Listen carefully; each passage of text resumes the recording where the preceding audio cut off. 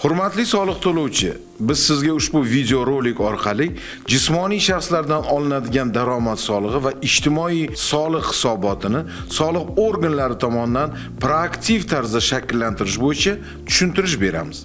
Buning uchun soliq to'lovchilar, soliq agentlari may.soliq.uz sayti orqali elektron raqamli imzodan foydalangan holda shaxsiy kabinetiga kirib, soliq hisobotini yuborish bo'limiga o'tiladi. Elektron shakllardan jismoniy shaxslardan olinadigan daromad solig'i hisoboti, hisobot turi, yil, davr tanlanadi. Shundan keyin hisob-kitobning 4 va 5 ilovalariga yil boshidan o'sib boruvchi yakun bilan soliq to'lovchilar tomonidan ma'lumotlar kiritiladi va tizimga yuklanadi. Hisob-kitobning 1-ilovasi soliq to'lovchilar tomonidan kiritilgan ma'lumotlar asosida shakllantiriladi. Hisob-kitobning 2-ilovasi va 4 hamda 5-ilovalarda kiritilgan soliq imtiyozi ma'lumotlari asosida avtomat shakllantiriladi. O'z navbatida soliq to'lovchilar E-ijara axborot tizimida ro'yxatdan o'tkazilgan ijara shartnomalari to'g'risidagi ma'lumotlarni hisob-kitobning 5-ilovasiga kiritishlari kerak.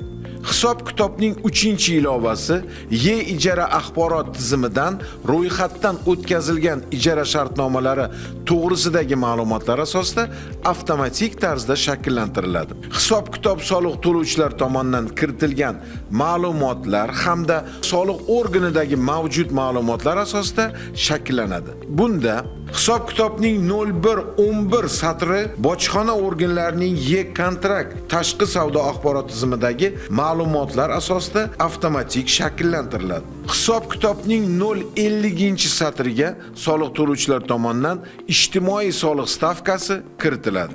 Hisob-kitobning 0121 satri soliq to'lovchilar tomonidan yuklangan 5-ilovadagi fuqaroning yozma arizasiga asosan to'lov manbaida soliq ushlab qolinmagan moddiy naf tarzidagi daromadlar bo'yicha ma'lumotlar asosida avtomatik tarzda shakllanadi.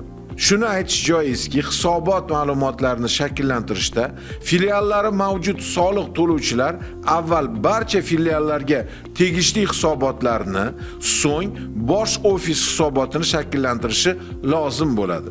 Shakllangan hisob-kitob ma'lumotlari soliq to'lovchilar tomonidan to'g'ri deb hisoblansa va hisobot topshirish muddatiga 5 kun qolguniga qadar saqlash tugmasi bosilsa, shaxsiy kabinetda ushbu hisobot avtomat holatga o'tadi hamda hisobot topshirish muddatiga qadar hisobotga tuzatish kiritilmasa, taqdim etilgan hisoblanadi. Bunda hisobot topshirish muddatiga 5 kun qolguniga qadar ma'lumotlar qayta yuklanishi mumkin va oxirgi yuklangan ma'lumotlar hisobga olinadi. Shuningdek, jo'natish tugmasini bosish orqali ham hisobotni yuborish mumkin.